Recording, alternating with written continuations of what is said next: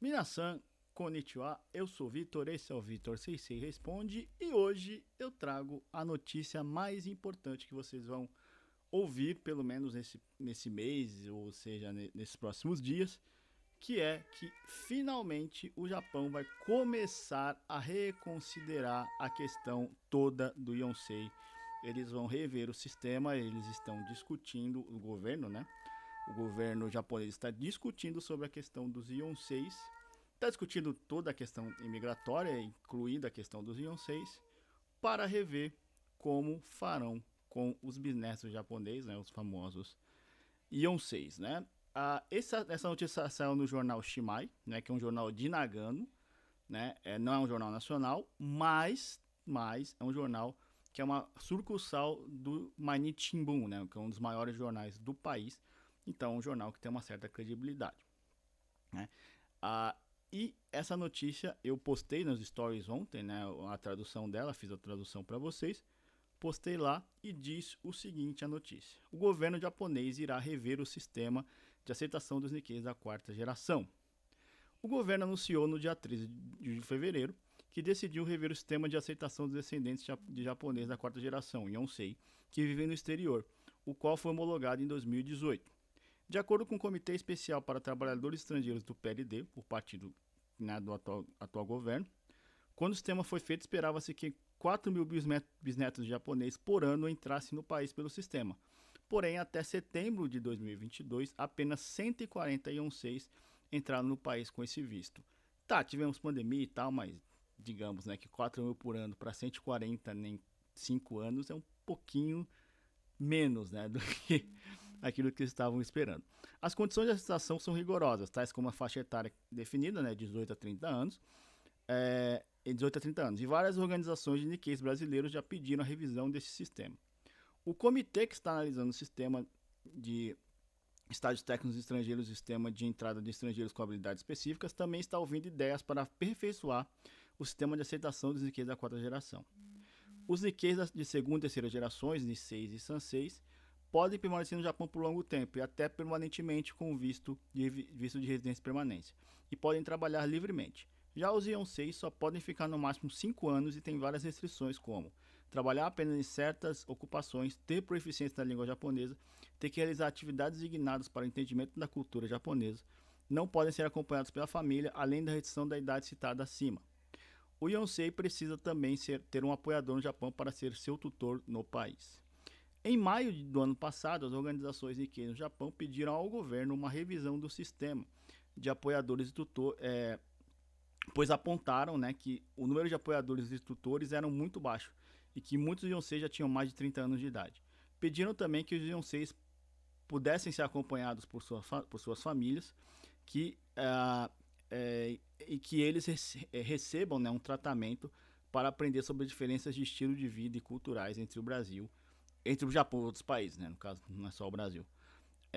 Na reunião do dia 13 do 2, o comitê ouviu especialistas como o ex-embaixador japonês do Brasil, Kumio Umeda.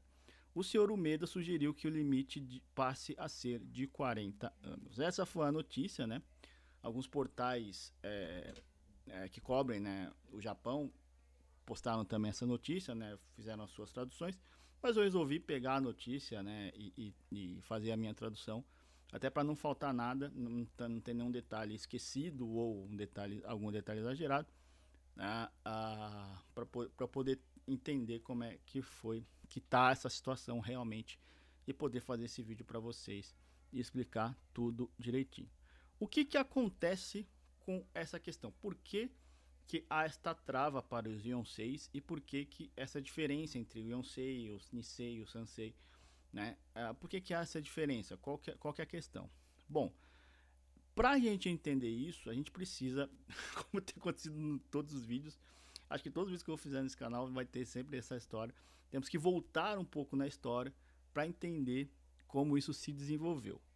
Bom, o Japão ele começou a aceitar os decassegues, né, os descendentes de japonês, né, principalmente os brasileiros, que são a maioria, uh, no final no meio para o final da década de 1980, né, com a maior profusão no começo dos anos 90, né, dessa entrada de descendentes. O que acontecia é o seguinte: o Japão ele passava ainda pelo milagre econômico, né, já comentei em outros vídeos aqui neste canal, e o Japão precisava de mão de obra. Né, e o Japão, além de passar pelo milagre econômico, o Japão começava a sofrer com o problema que é o problema central do negócio, que é a questão da baixa natalidade japonesa e o aumento da expectativa de vida do japonês. Né? O japonês hoje tem uma expectativa de vida de quase 80 anos. Né? Se você pegar a expectativa de vida ocidental, que está chegando a 70, o Japão está chegando a quase 80, ou seja, o Japão tem muitos idosos, né? Que faz com que comprometam todo um sistema de aposentadoria e tal. Isso eu vou comentar um pouco mais à frente. Então aconteceu esse começo, né? Eu cheguei em 95, meu pai chegou em 92. Não, desculpa, meu irmão chegou em 92, minha irmã chegou em 93, meu pai chegou em 94. Eu e minha mãe fomos em 95. Então nós somos essa primeira, digamos, geração aí, na época que não tinha mercadinho brasileiro, né? A gente pegava, não tinha mercadinho, muito menos TV brasileira, a IPC TV não era nem sonho, né? Pra gente ter lá. E a gente tinha basicamente os caminhões, né? Que iam nos apartamentos, né? Para nos levar revistas, jornais, fitas. A gente alugava as fitas, novela, Fantástico, jogo, né? E como não tinha internet, eu não sabia quanto era o resultado, então a gente assistia o jogo lá, como se estivesse ao vivo, né? Era muito engraçado, né? Como isso acontecia nessa época. Então nós fomos um dos primeiros. Então nessa época houve um boom, né, da ida dos brasileiros para o Japão, né? A taxa de natalidade japonesa ela começou a cair de fato em 1973. 1973 foi o último ano, o ápice, né? Que eram mais ou menos 18 mil nascimentos para cada 100 mil habitantes. E dali para frente foi caindo até chegar na atual média, que é de apenas 7 mil nascimentos para cada 100 mil habitantes, o que é muito pouco, o que faz com que a população de um país comece a decair de fato. Isso está acontecendo. Desde 2009, o Japão diminuiu, perdeu 3 milhões de pessoas. 2009 foi o recorde de habitantes no Japão, né? A partir daí, então, caiu 3 milhões agora em 2022. Então, o Japão ele sofre com esse problema, faz com que o Japão se torne um país de idosos. Né? O país de idosos, qual que é o problema? Né? Você tem o que a gente chama, né, da pirâmide das gerações, né? A pirâmide das idades. Basicamente, um país normal, a pirâmide ela tem que ser uma pirâmide de fato. Né? A base maior, embaixo menor. Né? Isso é uma pirâmide de fato, né? Um triângulo. Só que o Japão saiu de uma pirâmide na década de 60 para virar agora na década de 2000 quase que um sorvete de cone, assim, né? É uma base um pouquinho menor, tem no meio um pouco maior e em cima, né, um pouquinho quase igual embaixo, um pouquinho maior.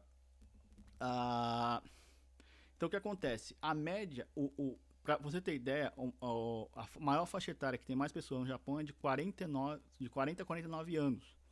Já é uma faixa etária de pessoas que estão já começando a parar de trabalhar, né? Começando a pensar na aposentadoria e tal, aposentadoria com 65 anos. Então são pessoas que já estão numa fase final ali da sua carreira, né? Fazendo com que e as pessoas se aposentam. Antigamente, você se aposentava com 65, você vivia mais 5, 6, 7 anos e, né,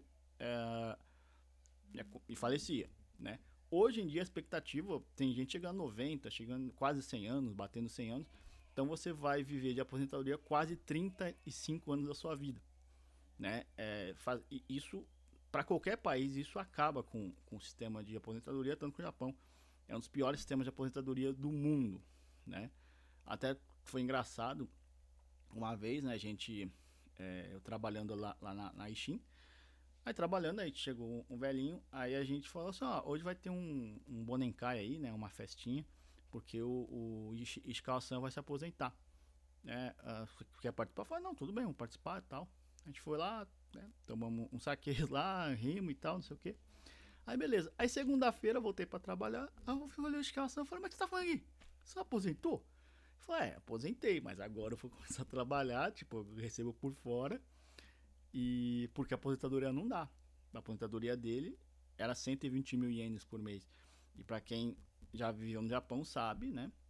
Hoje ainda mais, que 120 mil ienes não dá pra pagar quase nada, né? Então ele voltava a trabalhar ali, ele recebia menos, mas né, trabalhava só TADE e tal, horário comum, né, 8 horas de trabalho, e conseguia manter-se assim, né? Mas então só se contar a aposentadoria não dá por conta de todo esse problema. Aí qual que, digamos, seria a solução fácil para o Japão? Abrir o país para os imigrantes estrangeiros que estão loucos para ir para lá, né? Nós, os descendentes japoneses, também tem o pessoal do sul da Ásia, né? Que quer ir para o Japão, só que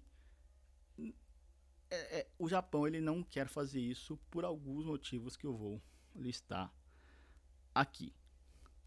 O Japão é um país muito novo nas relações internacionais, por incrível que pareça. Porque o Japão, até 1854, né, o Japão era um país basicamente fechado para o mundo. Né? Nós somos uma ilha, nós estamos aqui, vocês não entram, não entra nenhuma influência cultural, não entra ninguém. Tá todo mundo aqui tranquilo, vivendo sua vida, né, tranquilamente. Mas que tivessem tido guerras, né, ah, dentro do país, né, por conta do shogunato e tal, né, havia desde 1605, né, que foi o começo da era Edo, né, até 1868, que foi quando começou a restauração Meiji, a Revolução Meiji, né, para ser mais claro. O Japão vivia, né, certa estabilidade, porque haviam os shogunatos, né, e haviam então os shogunatos, que eram os senhores feudais, e cada um cuidava do seu feudo e tá tudo bem. Né, o Japão não precisava entrar em guerra, porque ninguém invadia, né, por ser uma ilha e tal. Uh, então o Japão ele era descentralizado, né, o governo, cada província, cada local, né, cada feudo cuidava de si próprio, né, dos seus interesses ali. Havia uma confusão ou outra, mas era tudo muito rapidamente resolvido. Até que, né, o comandante Perry, né, com a esquadra americana, em 1854, chegou no Japão e falou: ou vocês abrem o negócio, ou a gente vai mandar fogo. O Japão falou: vamos abrir, né? Vamos abrir, não tem problema. E tal. E aí o Japão, ele saiu de um país basicamente medieval para a Revolução Industrial em alguns anos. Né?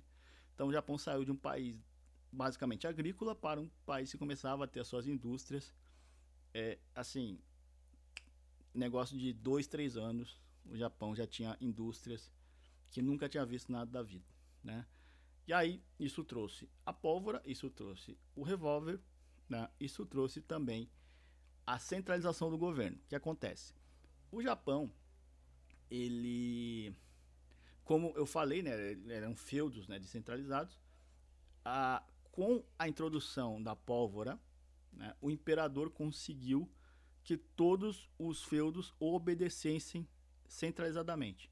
Antes não era assim. Antes o imperador basicamente cuidava ali da capital e só, né? Ele não cuidava de todo o país. Agora ele teve poder suficiente para ter um exército para poder unificar o país. Agora o imperador realmente manda em todo o país. É um império de verdade. Com isso, o Japão ele se tornou um país que sai, né? O Japão é um país de guerreiros, né? Então, o Japão ele teve a grande ideia de começar a expandir seu território e falar: não, peraí, a gente tá aqui, começou a ter arma, agora a gente tem potencial, vamos ver como é que tá a China e a Coreia. Né, começaram a invadir a Coreia, invadiram a China, eu já contei essa história nos vídeos passados. Né, se você quiser algo mais detalhado é só consultar nossos vídeos passados. E o Japão começou a crescer territorialmente, mas também a custo, né, de destruição da sua própria cultura. E aí o Japão ele começa, né, ele centraliza o seu governo, começa essa expansão territorial que vai terminar no fim da Segunda Guerra, vai terminar nas bombas atômicas, né? Então toda essa história de 100 anos começa ali em 1845 e vai terminar basicamente em Nagasaki 44. Então basicamente 100 anos de história, né? Que fizeram o Japão sair da Idade Média para a Idade Moderna, né? Foi toda essa confusão. Isso trouxe, deixou marcas e manchas muito grandes na população japonesa.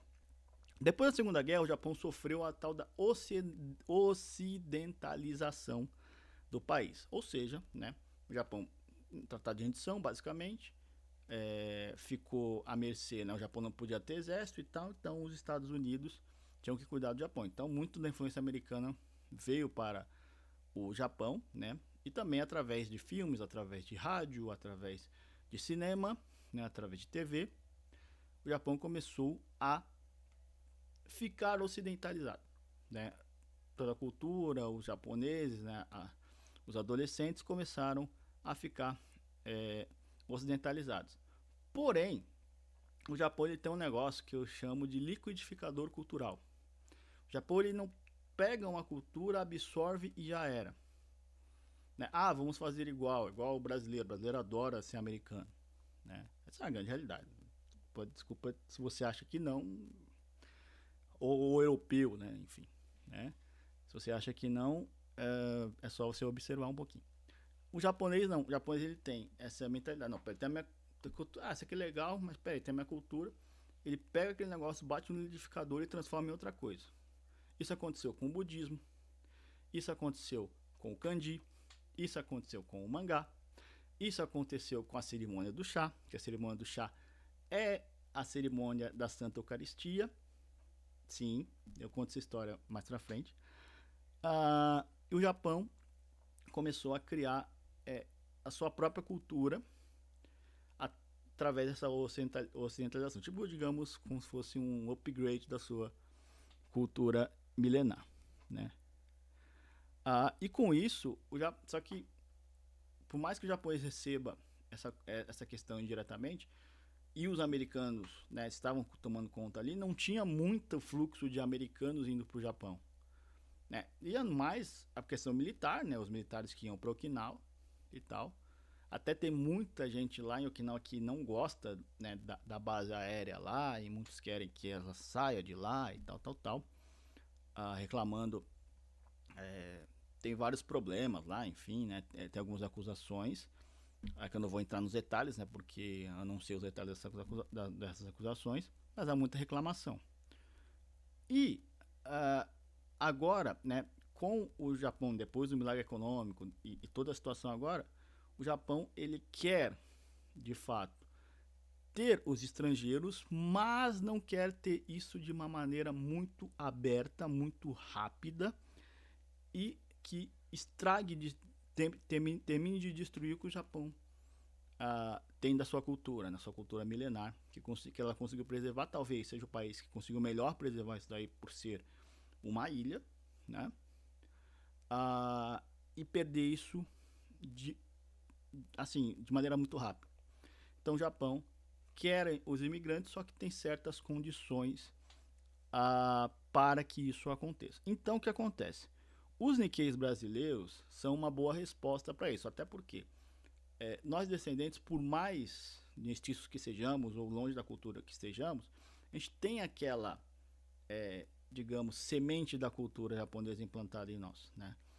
Muito dessa questão, eu lembro quando eu era criança, né? Tipo, eu achava que todo mundo no Brasil comia moti, sei lá, no final do ano, comia moti, tal, né?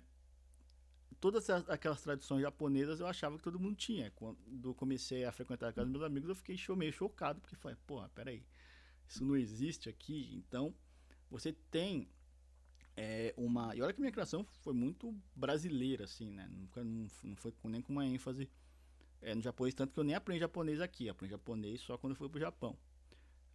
Meu bachan, infelizmente, acabou não me ensinando, né? E aí, essa semente é importante para que o Nikkei chegasse no Japão e entrasse na cultura japonesa, né? ajudasse o Japão nessa questão, né, da mão de obra e não fosse um estorvo, mas sim alguém que contribuísse para a cultura. Porém, o brasileiro tem um negócio que se chama a guetetização, né? O brasileiro adora criar um gueto. O brasileiro vai para o exterior e vive só com brasileiro, só comendo comida brasileira, só ouvindo música brasileira, só agora, né, com internet e TV, só vendo notícia do Brasil, só curtindo artista brasileiro e não entra na cultura, né? Eu falei isso, já falei isso com um monte de pessoa que vive, tem, já falei com gente que vive nos Estados Unidos, na África do Sul, na Europa, né, no Oriente Médio, e isso relata a mesma coisa que a experiência que eu tive no Japão. O brasileiro se fecha na sua comunidade e vive ali, né, como se estivesse vivendo no Brasil. E o Japão, ele quer o brasileiro, mas não para isso. Por isso que o visto de Yonsei tem todas, atualmente, né, tem todas as restrições atuais. A questão precisa ter o N5, né, o nível 5 do teste de proficiência, precisa ter a questão, né, das atividades culturais, precisa ter um tutor, precisa fazer um relatório e tal, tal, tal, porque eles queriam que os Yonseis fossem, digamos, a salvação dessa lavoura para que fossem pessoas interessadas no Japão e sua cultura para viver no país como japoneses e quem sabe futuramente, né, até se naturalizar, família ali, tanta ideia de não, só pode vir o solteiro, essa é a ideia, tipo assim, ó, você vem aqui, quem sabe você casa com um japonês, com uma japonesa, né, cria família e tal, tal, tal, e consegue se manter aqui, né, como um japonês. Mas isso não deu muito certo, porque muitos dos Yonseis não estavam preparados para esta ideia, né, e principalmente a questão do tutor, né, era muito complicado e tal, tal, tal, né, e também tinha um limite de tempo e tal. Com isso, qual que é a minha esperança e qual que é o meu palpite para que aconteça essa mudança, né? Qual a mudança que eles vão realizar através, ah, ouvindo essas ideias que eles estão ouvindo agora? Eu creio que o Japão ele vai manter a obrigatoriedade do teste de proficiência, né? Até porque é muito importante, né? O cara vir ir para o Japão sabendo o básico da língua, né? Saber o básico da língua, saber o básico da cultura também, para que a pessoa, né, possa adaptar melhor, né? Eu acho que isso eles vão manter, só que as outras coisas devem tirar. Obrigatoriedade de idade, questão de não levar família, a questão do tutor, né? Essas coisas eu acho que eles não vão mais obrigar, né? E eu acho que eles vão acabar o visto de Sansei e Nisei. Não sei se eles podem mudar, mas eu acho que se eles puderem, eles vão colocar alguma coisa também ali dessa questão da obrigatoriedade. Já existe um bônus, né, para quem é Nisei ou Sansei e não quer pegar o permanente, pode pegar o visto de 5 anos se souber, se tiver o N2 ou N1, né? Ele apresenta lá o certificado, né, do N2 e do N1 e ele consegue 5 anos de visto em vez de 3, que é o normal. Então pode acontecer também alguma coisa relacionada a isso para o Yonsei, né? Não sei, só sei que não sei, né? Só sei que vai mudar alguma coisa, mas eu acho que essa questão, né, da língua vai manter-se pelo que eu falei, porque o Japão vai querer cada vez mais que o brasileiro, o Nikkei, o descendente, se integre na cultura japonesa e não fique vivendo num gueto brasileiro. Aliás, vocês que estão aí, estão me ouvindo, por favor, parem de ficar apenas andando com brasileiro, né? Parem de fazer isso, porque é, é bom para vocês mesmos aprender a cultura de um outro país. Foi muito bom para mim, né? Eu sofri pra caramba, sofri bullying, levei porrada, né? Não sabia falar muitas vezes muitas coisas, não sabia reclamar, não sabia o que reclamar. Meus pais trabalhavam muito, não tinha muito como dar atenção aos meus problemas lá. Tive depressão e tal, tal, tal. Mas foi muito bom para mim hoje. Eu consigo entender, né? A, os valores culturais japoneses, né, junto com os valores culturais ocidentais, católicos, né, e poder avaliar muito melhor as coisas. Então, assim, façam isso, os seus filhos também, é, coloquem, eu sempre falo, coloquem em escola japonesa, né? Ah, vai sofrer? Vai. Mas é bom. É bom porque eles vão aprender uma outra cultura, eles vão aprender uma outra maneira de ver a vida, e isso vai pagar dividendos, né, no futuro para eles, como tem pagado para mim. Bom, antes de terminar o vídeo, deixa eu responder algumas perguntas que vocês mandaram. Aliás, muito obrigado pelas perguntas que vocês mandaram lá nos stories do Instagram. Aliás, nos sigam, né, no Instagram, @online.vistos, também no Facebook, onlinevistos, que tem story, né? Eu tava conseguindo todo dia, agora, né, houve um grande crescimento de trabalho, mas eu vou voltar a postar diariamente nos stories, né? E também toda semana fazer pelo menos um videozinho para vocês. Bom, as perguntas são as seguintes. Nessa situação, né, nessa mudança, eles poderiam dar o visto de Yonsei, né, para o de Yonsei com o de Sanseis? Então, essa é a minha aposta. Eu acho que eles vão acabar meio que igualando as coisas, só vão exigir a mais do Yonsei a questão ah, do pelo menos o N5 japonês. E para ser sincero, gente, para quem não fala nada de japonês, como é que eu posso fazer? Façam um curso de 6 meses. Se vocês estudarem 6 meses de maneira séria, vocês conseguem aplicar o N5. Não é nada do outro mundo. Acho que não tem nem kanji. Então, assim, é muito simples, é muito fácil. Né? Mas que você fala e tal, tal, tal. Não é por isso. É sério. Peguem, estudem. Vocês vão conseguir. Vocês vão conseguir.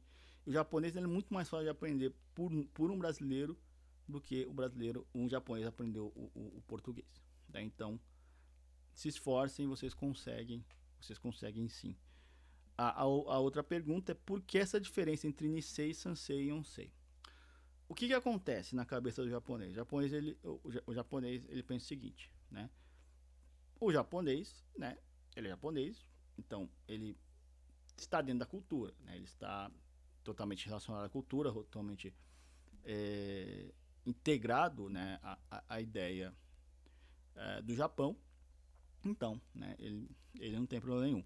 O Nisei, o filho, ele perde um pouco por ser filho, por ter nascido em outro país e, né, por ser criado em algum tipo de cultura, mas esse japonês vai poder passar muita coisa para esse filho, né? Então, ele tem quase tudo aquilo que um japonês Issei teria. Aí, esse Nisei tem um filho que é o Sansei, que é o neto. Aí, esse Nisei já aprendeu menos da cultura, misturou isso um pouco com a cultura local e vai passar para o filho uma coisa mais misturada, né, com a cultura local da cultura japonesa. Então ele tem menor, digamos, porcentagem da cultura japonesa assim, no seu sangue, na sua vivência. Então ele é menos japonês. Né? Por isso que tem a diferença. Né? Para o Nisei você não precisa de atestado de antecedentes criminais, para o Sansei você precisa, né? Porque, enfim, tem essa ideia. Aí pro Yonsei, né, aí já essa degradação da cultura japonesa, né, já é maior, né? Então, obviamente que você vai ter, digamos, uma pessoa menos afeita à cultura japonesa, né? Então, essa é a diferença que o japonês ele pensa na hora de pensar essa questão, toda a questão migratória e toda a questão de como lidar com cada situação. Então, é basicamente isso, por isso que há essas diferenças entre as 4 gerações. Bom, é isso, gente. Esse é o vídeo de hoje, né? Peço que mais perguntas, por favor, deixando lá no Instagram. Todo dia eu vou abrir caixinha de perguntas para vocês, né? E perguntas sobre outras coisas e tal. Nós estamos abertos para responder sobre imigração, sobre como está o Japão, sobre empregos. E semana que vem nós vamos falar neste canal, neste horário, às 9 horas da noite, nós vamos falar sobre algo muito importante que eu já falei um pouco hoje, que é a questão dos idosos, porque o Japão virou um país de idosos e como o Japão vai fazer para melhorar isso daí, tá bom? Então, gente, muito obrigado. Matar.